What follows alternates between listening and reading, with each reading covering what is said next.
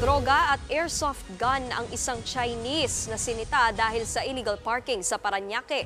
Habang sa Cebu City, nasabat sa buy bust ang higit 50 milyong pisong halaga ng shabu. Nasa frontline ng balitang yan si Gary De Leon.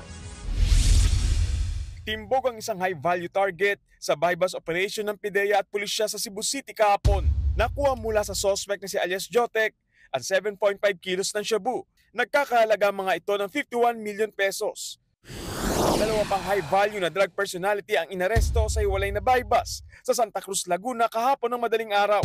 Nasabat mula sa mga suspect na sina alias Toto at Jeff ang 50 gramo ng shabu na may halagang 340,000 pesos. Nakuha rin ng mga pulis ang 2 baril. Sa kulungan, ang bagsak ng isang Chinese national na nahulihan ng droga at airsoft gun sa Parañaque City kahapon.